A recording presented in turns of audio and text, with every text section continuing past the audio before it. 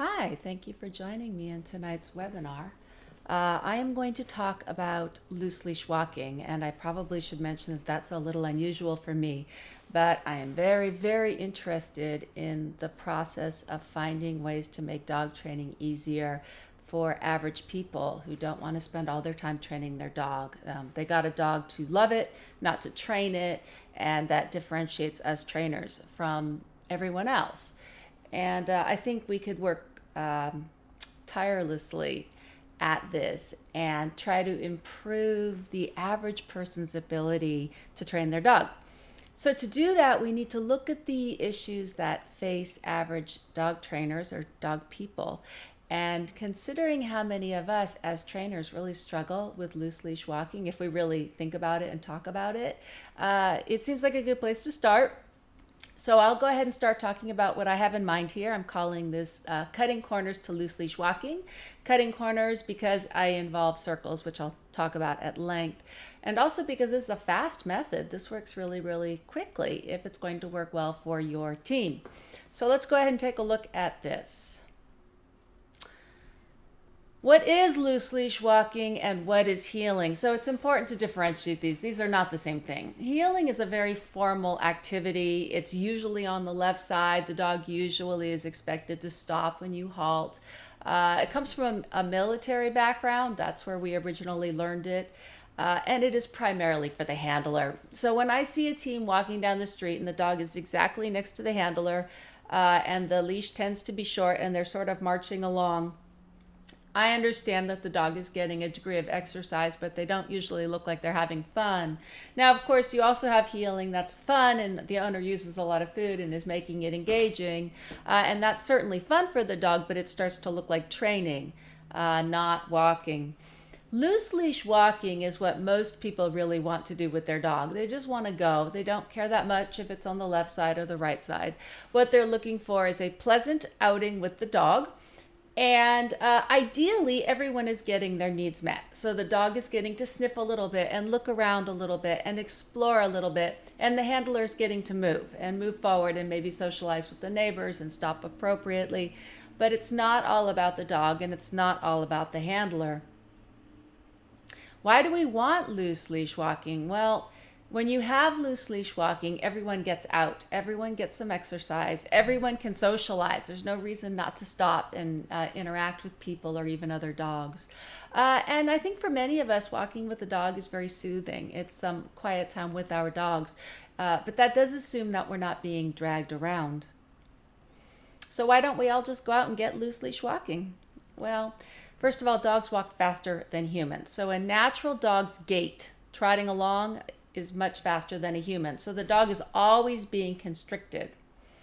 Dogs have different interests than we do. So dogs want to look at the trees and the grass, and we want to maybe look at the houses, but we tend to want to move in a straight line. We're very goal-oriented as a species, whereas the dog wants to wander. Another issue is that it's not that unusual for dogs who are energetic and excited to lose their interest in food when they're out for a walk. And that makes traditional training methods very difficult to apply. Another issue, the world is an unpredictable place. And in great dog training, we try to find locations that are very simple and easy for us. The world does not make that possible. So most of us don't have stretches of places where we can really practice loose leash walking, even if we are inspired to do so. Because the moment we take it from our living room out into the real world, there is such a big jump. And that's for dog trainers. Now, if you're talking about the general population, when you tell them they have to teach it in their house and in their backyard and in the front yard, maybe for weeks, they kind of lose motivation. So you add that to the fact that they can't find an easy location to train, and that even when they find an easy location, you have what I call arousal spikes because a squirrel went by. Things happen in the real world. And that does complicate teaching quite a bit. Good training is usually in a quiet space. And then finally, most people who are walking their dogs, they don't want to train, they want to walk. And loose leash walking can end up being something that you maintain forever. Great for a dog trainer, less great for your average person. That's not their interest, they just want to walk. Do we have methods for teaching loose leash walking? Absolutely. We have some great ones, but there are a few things that we need. You need a dog in the right frame of mind to learn, because loose leash walking training by definition, means that the dog is aware that they are taking in information and hopefully they are changing their behavior accordingly. The problem is a lot of dogs, once they get out into the real world, they are not thinking very well anymore because their arousal level's too high. They're not in the right frame of mind for learning, especially with dogs that I would say are environmental, i.e. that means dogs that are they're constantly looking around. It's their natural way of interacting with the world. They tend to be environmentally focused rather than handler focused. And those dogs are the ones that are the first to lose their food motivation. So you start out with a dog who's energetic and very environmental, and they're no longer in the right frame of mind to learn. So that kind of takes a lot of methods of teaching loose leash walking off the table. The other thing that can work is if you have a dog that is consistently food motivated, you can use lots of methods. And if you have a handler who is consistently motivated to stick with it, that does get you around that. And then you do have some really good options for teaching loose leash walking. But if you have a dog that's not doing well with the traditional approach for whatever reason, what is the end result? If you can't get loose leash walking with a dog who's cooperating, one of the big issues is frustration. The dog wants to move quickly, they can't. So the handler stops so that the dog learns not to pull. That raises frustration. As you're raising the frustration level, the dog's ability to think is going down. So you're starting a spiral, which is very frustrating, and it becomes a very controlling thing where the handler's, damn it, I'm going to do this thing and you're going to go my way. And the dog needs to move and the dog gets more and more frustrated. That's a problem. When that happens, what tends to happen is handlers, because it's a mindset and it's a frustration in the handler too, they are much more likely to go to compulsion. They're like, look, I can put a prong collar on the dog and solve it. And that's an understandable response because they want to walk their dog. So I'd like to find ways to avoid that. And I recognize that means that the handler is going to have to give a little, and we might have to look at this a little differently. The other thing that happens, some handlers will not go to compulsion. That's fine. They stop walking the dog. They just say, I'm not having fun anymore. And they are so frustrated that nobody's going to get out. And that's also very understandable. All right, so what can we do about it? Well, I might have a solution for you. I will tell you where it came from. I walk my older dog every day. She's not a problem on a leash. And I watch the people walking the horses, riding the horses. And the young horses are very, very lively when they first come out in the spring. And what I noticed is how much time was spent allowing the horses to circle to get their energy out. So the first thing is that starts often in the arena, right? I can see them. So before they even take them on the street, they go ahead and work down their energy. And I don't talk about that in this presentation, but you're absolutely welcome to do that if you think that will help. And the second thing I noticed, once the horses get out, they don't think in terms of just going in straight lines. They tend to work the horses on circles. The horse starts to pick up some speed, they start to circle. And if the horse starts getting more agitated, they start to go back and forth between what works best for this horse. Should they open up the circle so the horse can move a little more, or they tighten it up to remind the horse that they exist? So I've been watching this on and off and thinking about how this may or may not benefit us, and I noticed the relationship between young, nervous, excitable horses in public and this solution. And it seemed to be a possibility for us as dog people as well. So what can we do with circles? So I started playing with it. I went out with one dog, and within one lesson I said, there's a lot of potential to this method. Unfortunately, I didn't tape that first one, but right away I saw how this could work. In particular, with a high energy dog, if you think about it, if you're standing in the middle of a circle and you're only walking a few feet, the dog isn't pivoting around you and you're not standing on a spot. But if you allow for some walking and the dog is on the outside, if you're on the inside of the circle and the dog is on the outside, the dog moves way more than you do, which is great for a high energy dog. So think about it like if you had a toddler. a little 2-year-old child, and you were out for a walk and the kid is running around you, which by the way is fairly common, you've probably seen that, as opposed to walking next to the parent holding their hand quietly. You don't see a lot of that because they can't do it. They have the same issues. So the parent lets them run around them and zoom back and forth, and that works really well, but the child has to stay close by. Circles also work very well for higher energy handlers. So some people like me really don't like to stop and just stand still. But I don't mind walking. As long as I'm moving, I'm pretty comfortable. So I'm moving in circles, the dog's moving in circles, much happier pair. Circles are also great for dogs that tend to stress up or frustrate easily. So if you have a dog that hits the end of the leash, even gently, and you stop walking to teach the dog not to pull, and the dog becomes agitated because they need to move, circles are a great answer because you're not stopping the dog's energy. Dogs with low food motivation are great for this method. So those are dogs that you take them out and they could care less about your food. So that really does take some of your training options off the table because you cannot reinforce much of anything. Puppy socialization. I love this for puppy socialization because the puppy gets to explore and it's dog directed. So the puppy can show you where they want to go because they're not on the left side or the right side. They're a lot of freedom, but they're not allowed to drag you. But rather than stopping hard and making them come back, you can work a circle. I'll show all of these things in video in a minute, so this should be fairly clear.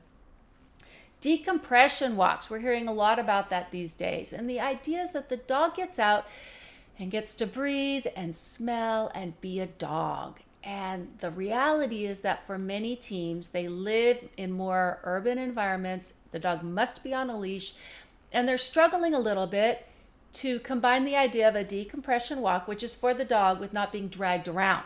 So circles can help you get there. It's also, honestly, it's a great option for people who want to train as little as possible. They want to walk, they don't want to train. Your average pet person who just wants to enjoy themselves, this can work really well. And as a bonus, it tends to work fast. So if it's going to work for you, you probably know this within a few lessons because right away you'll start to notice that the dog is giving on the leash. All right, let's spend some time talking about how we do it.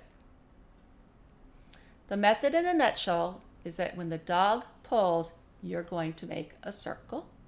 The dog is on the outside of the circle. Remember, we want the dog to exhibit energy.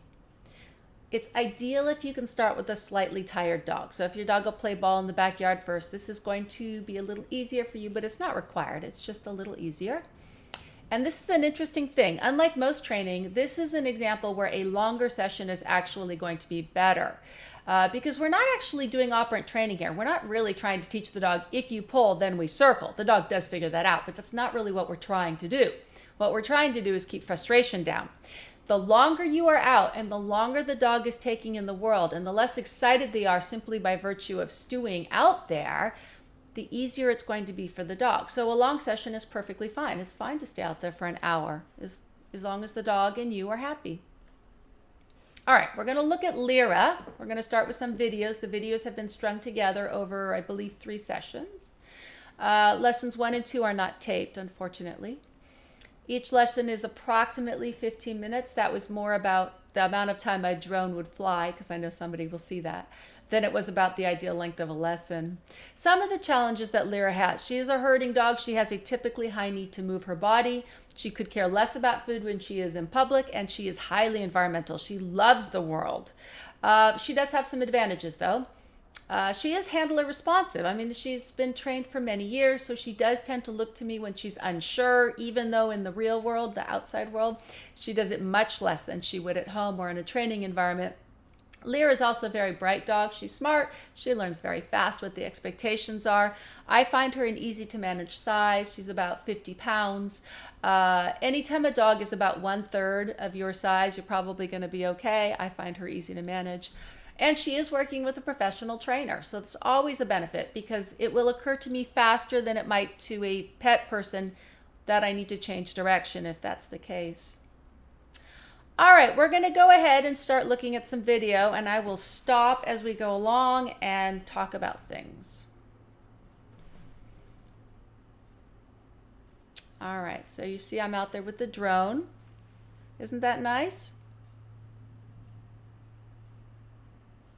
I've started her in an area where we're just circling. You can see there's no tight leash now. That's because, whoops. Let's go back. Let's try that again. That's what I was looking at. I need the bar so that I can stop it. Here I am spending some time letting her circle before we go out in the world. That's what I wanted to show you there. In this case, she's on the outside of the circle, and then we change direction right about there, and she stays on the outside. I will tell you that I think most dogs have a natural side that they do well on, and that's fine. All right, here we go on our walk. See, that's what I mean by a circle. My feet face where I want to go. I'm going to stop and let her sightsee. That's fine. And we continue on our way. The leash tightens. I stop. I backed up a little because I'm also looking at tension on the leash. Can you see how much slack is in the leash? That's not completely random. You want enough slack that the dog can move around. But if the dog, hold on, let me stop it here. If the dog starts to surge, it's going to matter. So leash handling comes up. You'll see more of this later on. What's happening here in this video? As I'm coming forward, you can see two people coming towards me. Now, for reasons that are not clear to me, they split up, even though they're together, which really complicated my life. But I need to get past, and I'm more concerned about keeping my dog away from the dog than I am from the person. So you can see that I'm going to handle her by circling all the way up to these people. I'm circling and circling and circling. She does say hi to the person. I don't really care. And we continue on our way. She's excited because she saw the dog. So that basically means all the way back I circled. Notice that I don't pivot on a spot. I am walking a circle. She comes along, she's going to pull again because she's excited, and we circle again. This is our next lesson. All right, this is straight out of the car. She's much calmer already. She's learning. This is a narrower path. Leash tightens. We make a circle. The circle is tighter just because I'm on a tighter path, but I could have made the circle bigger. Give your dog time to stop and sniff. It's not that the dog can't be a dog. Let the dog be a dog. Now we're having a nice walk. Here we go. I'm not walking that fast. She tightens. That's beautiful. That is actually exactly what I want to see on a walk. I don't want my dog interacting with me. I want her interacting with the environment. But I don't want to suffer. There, I decided to call her back. Why not? I decided to say, hello, you're a wonderful dog. I scratched her head. Feel free to incorporate that kind of training in the middle of your walk. And then we start heading back. She's very quiet. I called her again. I said, oh, I give you a little snuggle because you're a good girl. This is when I would use food, by the way. I don't use food in this method. But if I'm going to, it would be if I decided to play with her. So I just decided to do a little training to entertain myself. I did not use food. I just used praise, and then we played a little bit. And then when I was done, I said, all right, you can go back to being a dog. And I let her go on her merry way after we did a few things. And then I set her free. But we played a little first. But it's important to me that then when I tell her to go on and be a dog, that she goes on and be a dog. I don't necessarily need her staring at me or coming back, which is actually why I choose not to bring food. I really don't want to even deal with that. In her case, it doesn't matter because she wouldn't take it anyway. But if you have a dog that would, ask yourself what you're trying to accomplish on the walk. And if you want it to just be relaxed, you might not want to use food. It's your choice. Now a person is coming. I was prepared to circle, but I didn't need to because she was calm. If you have a dog that is reactive, I can tell you right now that not approaching things head on is a really good idea. So if you see something coming at you, just start to circle and circle. You can circle your way closer, no problem, but use the circles. All right, so what I want you to think about from there, keep your feet moving where you want to go. We don't necessarily want the dog running circles around us. Not that I care, but I think it'll make you dizzy. So keep your feet facing the direction of travel, and your dog will notice it. So they'll know which direction you're generally moving. Avoid approaching distractions head on if you possibly can, and let the dog look around. Stop walking and let them sniff if they sniff. Let them look at things. All right, here we have Milo or Milo. This is his fourth lesson. The first one is going to start, I put them out of order because the first one makes him, shows the issue the most strongly because he's being difficult.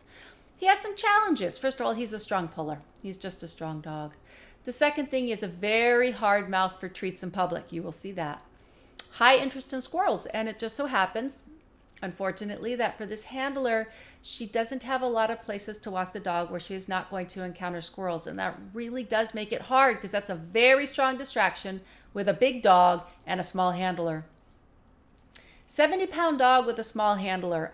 Right off the bat, when you're talking about a situation where the dog weighs 1/2 or more the proportion of the handler, that's hard.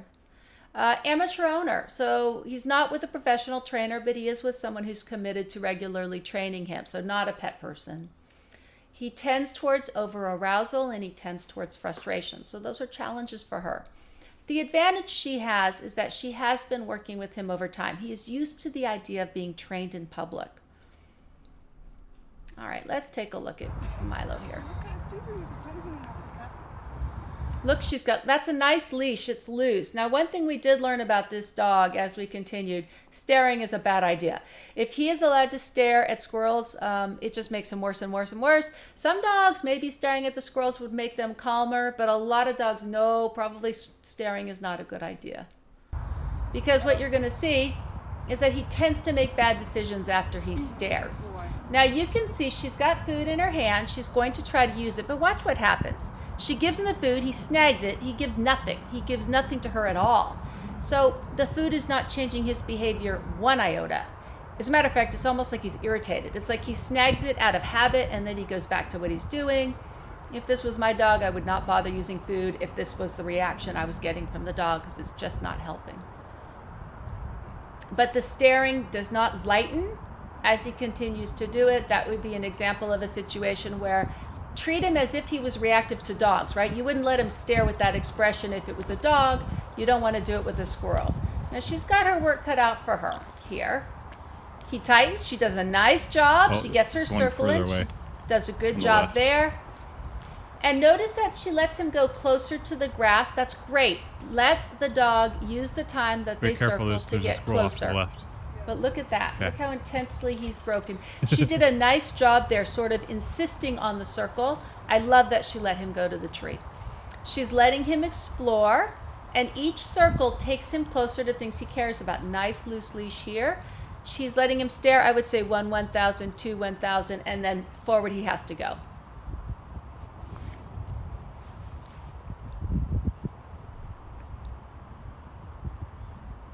That was lovely. She loosened the leash. That's very nice.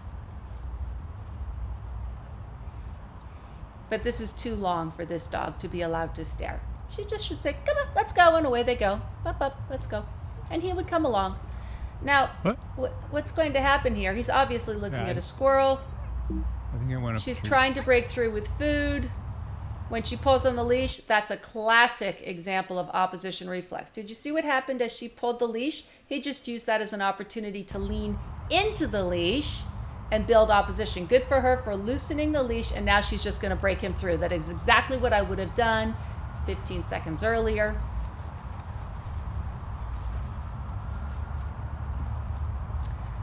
When you have a big dog, be careful about not letting your hands get away from your body, because what happens is you lose leverage. You really want to have both hands on the leash in close. She did a nice job bending her knees, but that spot, that area is too much for him. He needs to be returned to the road, which she does here very nicely.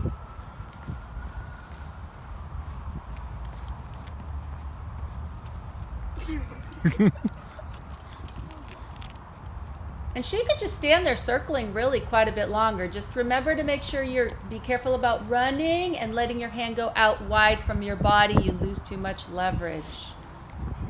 So you want your hands in front and close to you if you have a really strong dog. I like that she's letting him sniff here and look around. Nice loose leash there. That's very relaxing. That looks nice. But if you look at his ears, you can tell that was lovely. So that time she broke through before he had a chance to make mischief, and she kept moving. That was fantastic. He does not do well with staring. Again, beautiful. She got back to moving before he had a chance to make trouble. And circle. There she goes. Good job. Now, this time I think she does take him a little bit. No, she doesn't. She continues on. But that's still a lighter. He's still lighter on the leash there than he was when he's allowed to stare. What we're looking for is progress. And with each dog, you're going to want to tweak it a little bit to fit the dog you have. There's no reason not to circle just for fun. It's not really a punishment. It's just allowing the dog to move faster than she is. She's doing a fantastic job here. And he's actually starting to lighten up a little. You can tell it's in his ears. This dog, you watch his ears, you can see what you have. When he's moving on a circle, the intensity drops. See, there's he's intense. Once she gets him moving and circling, it drops. If he's moving and lunging, you'll see this same expression. That's too long for him to stand and watch. It just builds up energy so that when he does start to move, there he goes. He's over the top, right? So if she had not allowed the staring, he would have done better there. That you just have to break through. Now, see it. She's behind him. There she has better leverage. You want to be on the side of the dog. Did you see how she sort of ran forward with him? You don't want to do that. You want to stay in that case more in the road and away. He doesn't like that. He wants to do what he wants to do. You don't want to let your arm go out wide from your body. You just don't have enough leverage. And then I worry that she's going to get hurt because he does jerk. He's staring here. Look at his nose. Obviously, this is important to him. She just needs to get him moving again, get him off the grass and moving, walking, circling. 2 of them.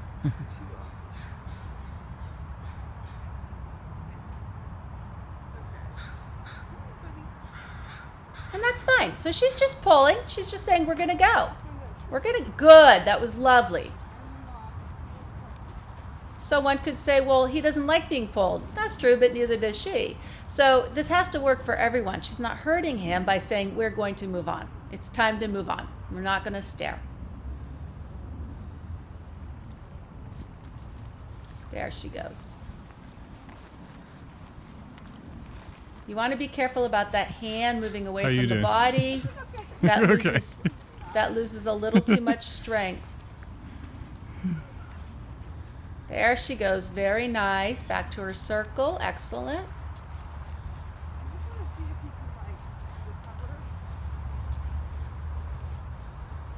Probably with this dog, I would never have the leash only in one hand because he's too likely to jerk and leap, and then she's at risk. She can get hurt that way.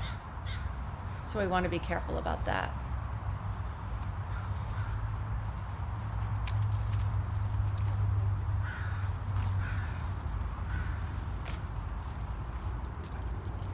There she goes.